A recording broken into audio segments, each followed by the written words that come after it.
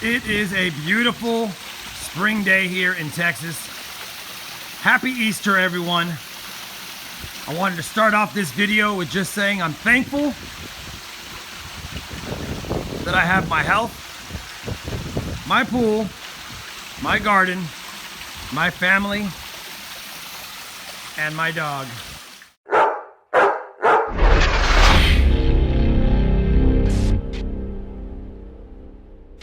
Hey everybody, it's Rob the Backyard Gardener here. Happy Easter first and foremost, and I figured it was time to get you caught up on the avocado tree that I've been growing from seed.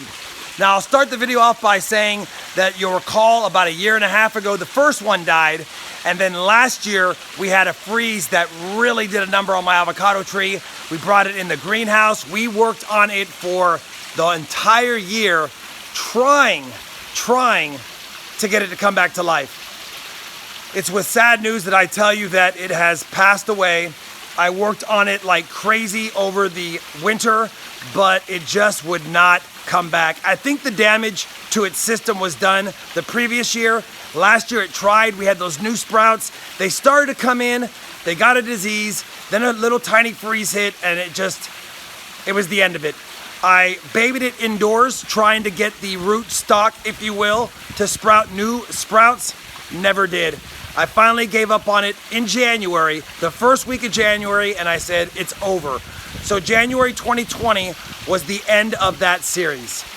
But as I reflect, since it is Easter, and today we celebrate the resurrection of Jesus, I felt like, why don't we resurrect this avocado series? So right here, I have 7 avocado trees that I started the first week of January. Actually, January 13th, so technically the second week. I chose that day because I had my son over the week before celebrating his birthday, and we made a whole bunch of guacamole, and I thought, you know what? Why don't I take these seeds, since the other one had perished, and start them anew? But I wanted to do a little bit of an experiment with this one. The 4 in the back, I started with the toothpick method in cups of water, and we'll get to them. The 3 in the front, I actually started 4 directly sown in soil, potting mix if you will, and I wanted to see if they would grow. These ones were in my indoor grow room, under grow lights, directly sown into potting soil, and these 4 back there were put in the toothpick with cup method. Now those didn't get as much light as these did, so I'll start off by saying that. The reason why I say that is one of my ballasts had went out, and those were only getting lighting from 1 ballast. These got lighting from 2 ballasts. Of the 4 I started directly sown in the potting soil, 1 did rot and perish.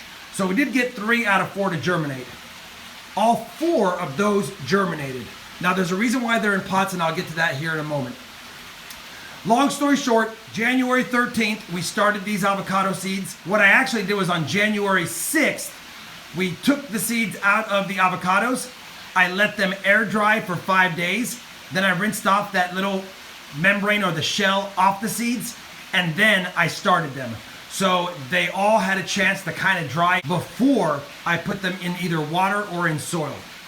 So the ones that were put in soil, you can see it took 3 months to even get them to sprout. And these 2 are a little bit better. And this one, I know it has sprouted, even though you can't see the top coming through yet. They all had their root system involved. I could see the roots obviously in the water. So this one was the last one to sprout, the second to last one to sprout, and those were the first 2. But as I watched them, and it took 6 to 7 weeks to even get a root system started on these, I noticed that at about 8 weeks in, these already had the top of the seed splitting and the plant emerging from the top, just like those. So only 8 weeks to get these to sprout. These took nearly 3 months. That being said, once these sprouted, this last 4 weeks, they have gone gangbusters. Now this one's growing a little bit slower, but it's still doing just fine. This one has grown the most, the second most, and the third most. So I had these in a big round bowl. I had put 4 of them in a square shape in a big round bowl. Like I said, 1 died. These 3 were the ones that survived. Just today, I decided to transplant them from the shallow 3-inch bowl that they were in to these pots. Now, the reason why I planted them in a shallow bowl is I didn't want a very long root system going down, because that makes it hard to transplant. If you have a very long root, you have to hold it in place while you backfill soil around it until it's supported. Then when you add the water and the soil rests, you got to add more soil. So these shallow root systems made it really easy to fill the pot up to here, set that down, and backfill really quickly.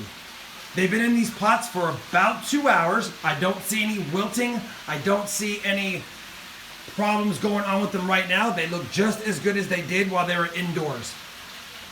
These ones, on the other hand, because they were grown in mason jars, they had really long roots. Matter of fact, almost the length of the pots that they're in.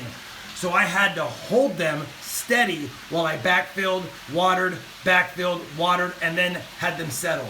I'll tell you that this far left one here, we did snap the last 2 inches off the long root. So I'm curious to see if that's going to affect it. However, on these root systems, they have a lot of small roots on top, and then the one tap root just keeps driving down deep. We'll see how they do. Hopefully they all survive. Nothing's worse than transplanting sensitive plants, but you can see they're pale in color compared to the green ones on these because they already have the photosynthesis going on. So I just want to do it all at the same time. It's been exactly 3 months, 90 days if you will, I guess 91 because we had leap year, that we started these both in water and in soil. They're coming along nicely. I'm very happy with the progress. I will tell you that I plan on growing these plants indoors. They're only outdoors right now because I just repotted them and I wanted to get them acclimated right now and give them a heavy soaking and let the water continue to drip through. I do plan on bringing these back indoors probably tomorrow and keeping you up to date on these probably monthly as we see their progress. I figured since many of you may ask, I would tell you about the type of soil that I'm using for these avocado trees. Now, avocado trees prefer like a crushed granite or a sandy loam or a limestone or something like that. I don't have access to that, but I can make something that works in a similar fashion. Because avocado trees hate to have really compacted down soil and they need the soil to be well draining, I've taken a very nice mix of cocoa coir and a very loose potting mix with big fibrous chunks in it. That way we can achieve some aeration in here because at the end of the day, you don't want root rot. So this is a 50% potting mix, about 25% cocoa coir and moss. And then I've also added some pebbles of some round pumice stone. These are pretty heavily laced throughout the mix, mainly allowing for good drainage. What we don't want to do is have too much water in here that we can rot out the roots.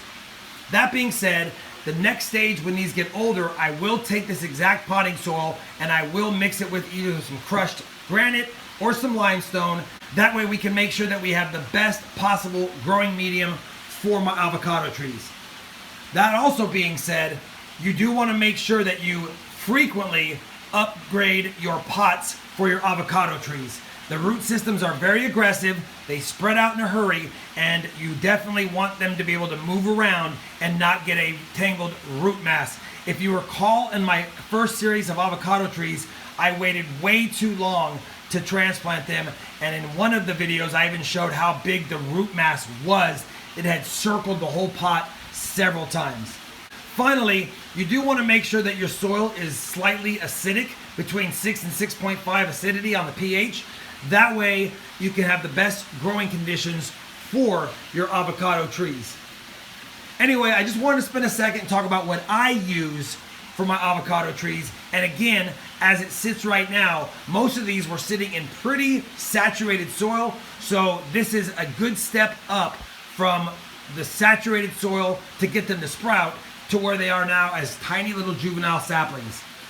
In about 3 to 6 months, I will upgrade the soil, I will upgrade the pots, and we'll make sure that they're off to a great start. Anyway, I just wanted to give you a look at the new avocado grown from seed series. We're 90 days in, 91 days in, or 3 months, and I'm excited about this series now that I have more than one plant to care for that had been having so many issues over the last couple of years. So there you have it, everyone. Again, I'm so sorry for the lack of updates on the avocado tree grown from seed series. I just didn't want to tell you the bad news without knowing for sure that the plant had perished. I figured today's a good day to let you know that since I started the other series. We're off and running. It's only 3 months in. I know it's nowhere near the 4 years plus we were on the other trees, but what do? That's gardening. It's always tough for me to grow plants that are not native to my zone here, which is zone 8A, North Texas, because we do get a heavy frost or at least a lot of freezing temperatures. And when you have an 8-foot avocado tree that you don't have set up to bring indoors or a system for indoors, you can struggle. I am prepared this time. I will have a growing space for these trees indoors. I do want these guys to grow older, bigger, healthier, stronger than the last couple that we tried. And hopefully one day, maybe we'll get some avocados from them. Anyway, that's the update for today. Happy Easter, everyone. Please stay safe out there, and I really appreciate you watching. If you enjoyed this update, despite the bad news, please give it a thumbs up. And as always, happy gardening.